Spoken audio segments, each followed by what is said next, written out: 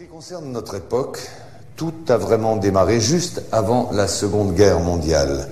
Hitler a brisé certains tabous, comme celui d'avoir recours à l'occultisme ou aux sociétés secrètes.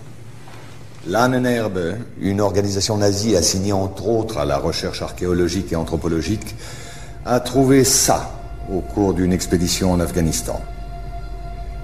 Cet objet volant est appelé Vimana ou Astra par les hindous. D'ailleurs, au cours d'une exploration des sous-sols par les Russes et les Chinois en 1927, des traces d'explosions nucléaires très anciennes ont été décelées. Certaines couches sédimentaires ont été vitrifiées atomiquement il y a 50 000 ans. On peut constater le même phénomène autour de sites de tests nucléaires actuels. Vous devez comprendre qu'Hitler, par ses découvertes, qu'il prend très au sérieux, va ouvrir une boîte de Pandore qu'aucun gouvernement, ami ou ennemi, ne souhaitera refermer par la suite. Derrière l'histoire tragique que nous connaissons.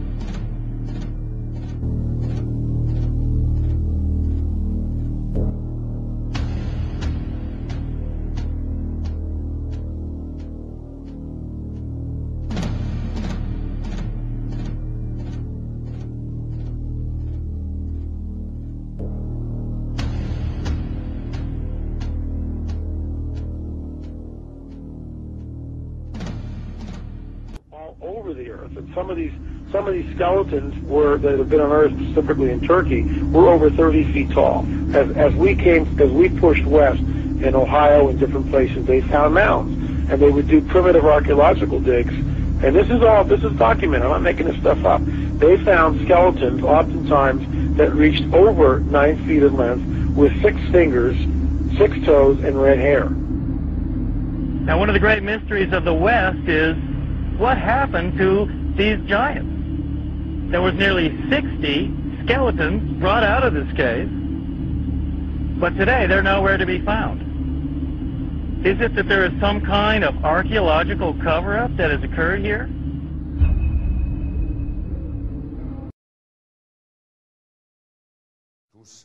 Une théorie basée sur l'existence de 4 lunes associées aux 4 cycles géologiques. D'après Orbiger, le maître à penser de cette théorie, la Terre aurait subi 4 extinctions semi-globales de la vie dues à la chute d'une de ces lunes. Effectivement, au fur et à mesure du rapprochement du satellite, la gravité s'était modifiée et avait engendré des mutations profondes au niveau génétique. C'est-à-dire qu'elle avait créé une race de géants extrêmement intelligente dont la taille avoisinait les 3 ou 4 mètres. Quelques dizaines de milliers d'années plus tard, la Lune s'écrase. L'impact provoque une sérieuse élévation des mers et un hiver global de type nucléaire. Cette race de géants va disparaître en raison d'une gravité terrestre devenue trop forte et très incapacitante en raison de leur taille hors du commun. Hitler a été initié à ces doctrines et les prises de contact avec le Tibet notamment ont été nombreuses et régulières. Les nazis cherchaient le contact avec les survivants d'anciennes civilisations détentrices de technologies anciennes, comme les Vimana décrits précédemment. Une de ces civilisations a essaimé tout autour de la planète plus de 600 pyramides de pierre, de terre, voire de fer. Ces pyramides sont presque toutes orientées de la même manière, ont toutes des proportions issues du nombre pi et sont toutes situées sur des nœuds magnéto-telluriques. Les plus vieilles sont en Asie. 2 d'entre elles sont immergées, une au sud du Japon à Okinawa, une autre au sud de Cuba. Les 2 ont été construites il y a environ 12 ans.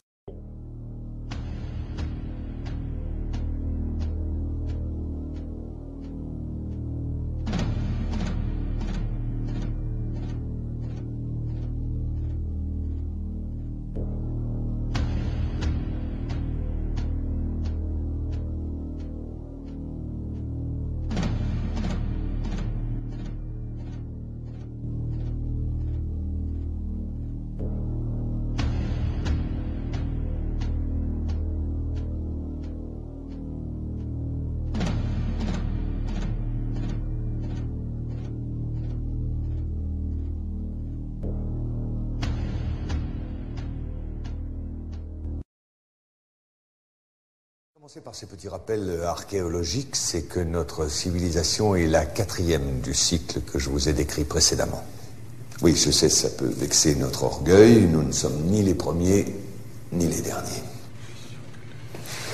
Vous comprenez alors que l'étude et la compréhension des quelques prototypes récupérés étaient la priorité absolue, afin d'assurer aux nazis la domination du ciel, alors que les Alliés misaient sur la maîtrise de l'atome et la fabrication des premières bombes nucléaires. Ces bases secrètes abritaient toutes des recherches supervisées par les nazis. Dans l'une de ces bases travaillait Victor Schauberger, le père des ovnis nazis. Schauberger dirigeait l'unité Vril chargée de la recherche sur l'antigravitation. Il est mort en 1958 au Texas, alors qu'il travaillait sous la protection des États-Unis à l'amélioration de ses propres soucoupes volantes devenues depuis américaine. Vous allez vite comprendre que 70% des phénomènes aériens inexpliqués sont humains et n'ont rien d'extraterrestre. Une fois la Deuxième Guerre mondiale terminée et la technologie nazie pillée systématiquement par les Américains et les Russes, l'enjeu premier était de continuer, voire d'achever la recherche nazie dans le plus grand secret. Le projet Rainbow, connu surtout pour l'expérience de Philadelphie, en a été la preuve immédiate. Le scientifique von Neumann, qui collaborait avec Albert Einstein et Nikola Tesla pour le compte de la Navy, a réussi à téléporter par accident un bâtiment de guerre, l'USS Eldridge. Ces photos, fournies par Maurice K. Jessup avant sa mort suspecte, sont les rares témoignages de cette expérience unique en son genre. À la même période, les premiers essais de prototypes à technologie indo-aryenne ne passaient pas inaperçus. Les militaires devaient trouver une parade plus efficace que la mise au secret. C'est à peu près à la même période que Kenneth Arnold, pilote de l'US Air Force et agent de la CIA, lance la plus grande opération de manipulation sur l'existence des ovnis. Faire croire au peuple que cela n'existait pas n'était pas la bonne solution, n'était pas suffisant. Discréditer et effrayer la population par une désinformation systématique était beaucoup plus efficace. L'OVNI et le para-humain appartiennent désormais au cinéma, à la télévision et à la paranoïa collective, et non pas aux scientifiques, comme cela aurait dû être le cas.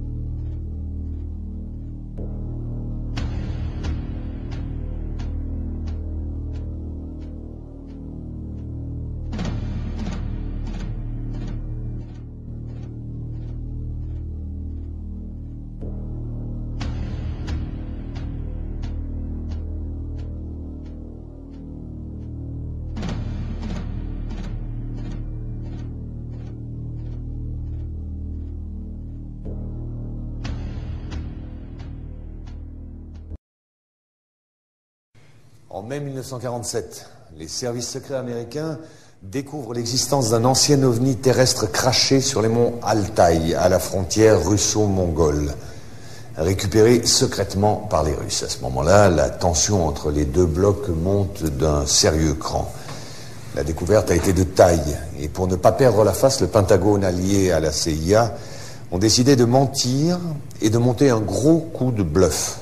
Et font croire aux Russes et au monde entier qu'eux aussi ont récupéré un ovni à Roswell en juillet 1947. Bien entendu, il n'en était rien. Mais le coup de bluff avait réussi.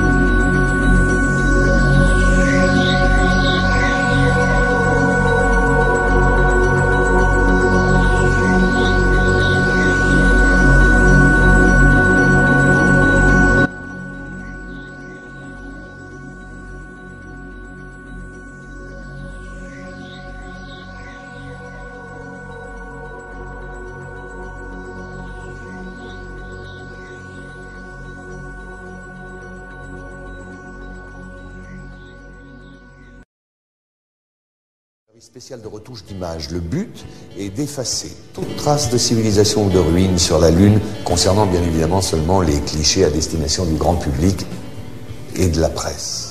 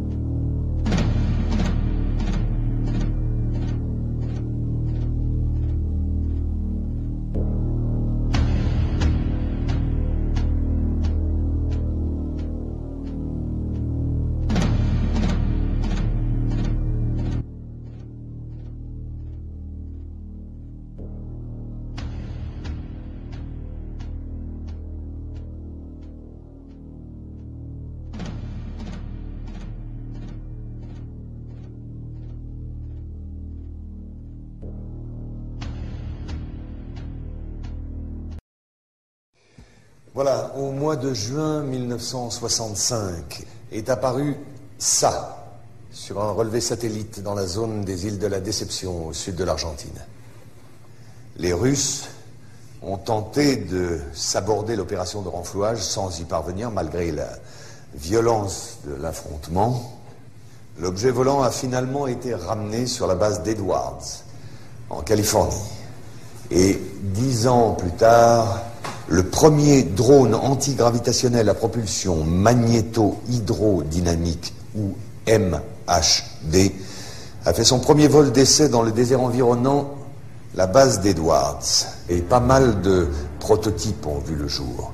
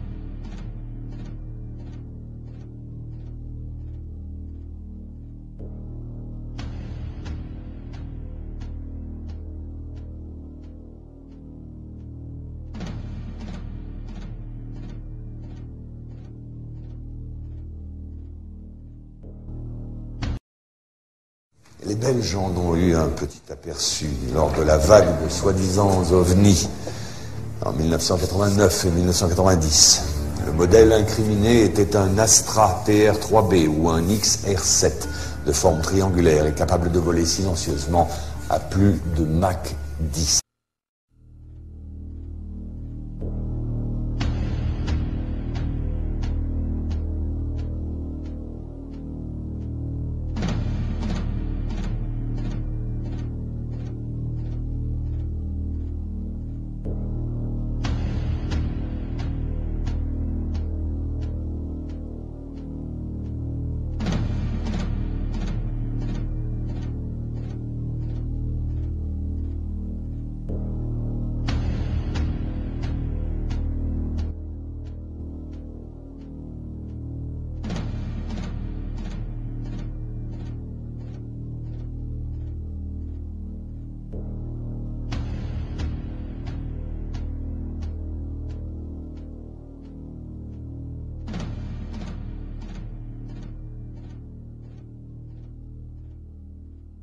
Je voudrais maintenant vous parler d'une autre application concrète d'une de ces technologies, le bombardier B-2.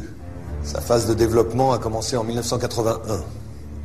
Le B-2 officiel, qui vola pour la première fois en 1989, va servir de couverture à un autre B-2 non conventionnel qui sera construit en parallèle. Ce modèle ultra secret utilise entre autres un système de création de plasma, exploitant l'écoulement de l'air ambiant comme générateur MHD. Ce système va provoquer une ionisation de l'air autour du B-2 qui supprime la résistance de l'air tout en assurant une furtivité totale à toute forme de radar. Ce bombardier nucléaire vole depuis 15 ans à plus de Mach 10, peut faire le tour de la Terre en quelques heures, ni vu ni connu.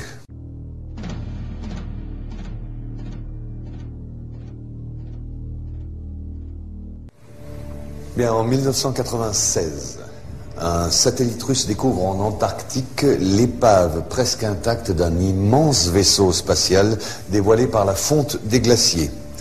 Les prélèvements de glace indiquaient une date de crash remontant à 24 000 ans. Au même moment, une éruption volcanique dans les îles de la Déception, les mêmes que précédemment, obligea les Russes à demander de l'aide aux États-Unis, vu l'urgence et l'importance de la situation. Pour la récupération du vaisseau, ils ont dû lâcher l'affaire et ont évacué la zone en catastrophe. L'engin a finalement été détruit par les Russes, très énervés par la situation qui ne tournait plus à leur avantage. Aucun pays n'a jamais retrouvé une occasion pareille. Et cette action stupide de mauvais perdant de la part des Russes n'a fait que conforter la position des Américains face aux extraterrestres. Si cet exposé vous a paru un peu long malgré mes efforts pour le simplifier, il était absolument nécessaire pour en arriver à la partie dont je vous ai parlé au début de mon exposé, c'est-à-dire la conspiration que nous appelons conspiration d'Orion.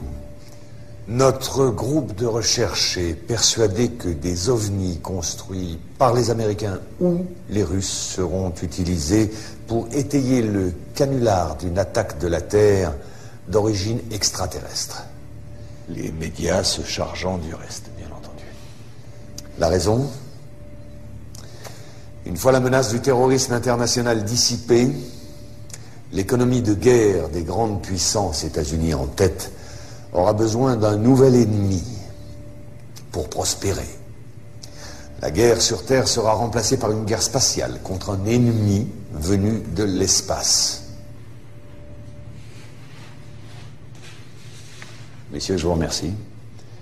Un dossier complet vous sera fourni à la sortie. Quant à moi, je vous reverrai bientôt pour un second update sur un tout autre sujet. Messieurs. When the first telescopes were invented, the elite suppressed their existence and imprisoned anyone who wanted to bring knowledge of the infinite universe to mankind. The first grand lie was that planet Earth was flat. The next lie was that no other intelligent beings live in the universe. We now know that all this is lies. The most important truth is that the universe is like the ocean. It is teeming with life.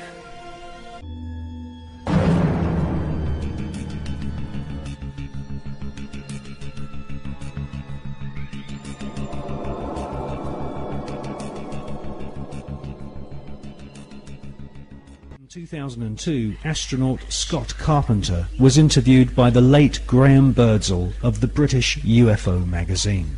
Scott Carpenter and his fellow veteran astronaut friend John Glenn both witnessed strange creatures in space during their pioneering flights.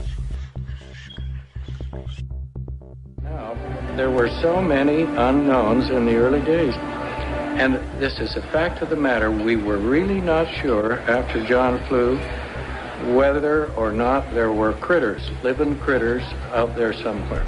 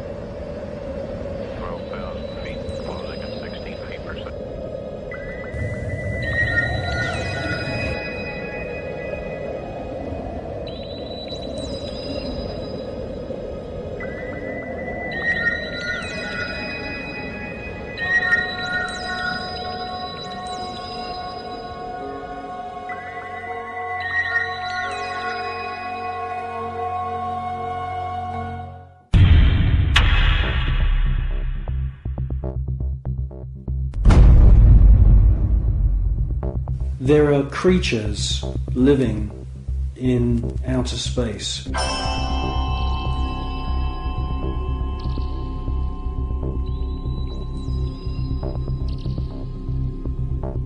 And I'm the first one to realize how crazy that sounds. Scientists would immediately say, well, that's impossible. There's ultraviolet radiation in space. Without having a craft around you, you'll die. Well, all I can say is that these, I call them space serpents, they do exist.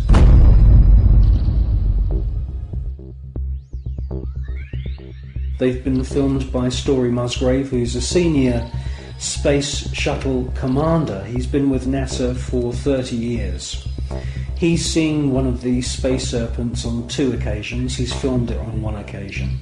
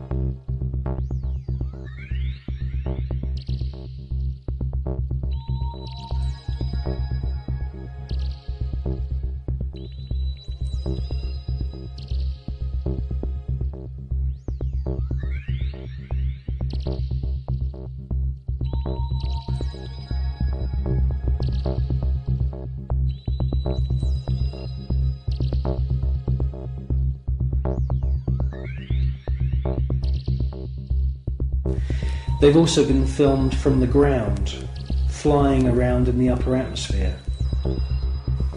Now, quite frankly, we don't know anything about the life cycle of these creatures, but they do fit in with the descriptions of other kinds of critters other strange looking creatures that astronauts from the very early days of NASA have reported. I suspect that they use some form of photosynthesis, and I suspect that they hydrate themselves by flying in the upper atmosphere of planets. One important thing I must say, though, about these space serpents is that there are about 7 or 8 very, very important ancient sites, temple sites on planet Earth, most notably in Mexico. And these temples are dedicated to the memory of flying serpents. And this is what we see in this footage, is flying serpents. There also seems to be a very interesting relationship between the flying serpent and these small luminous spheres.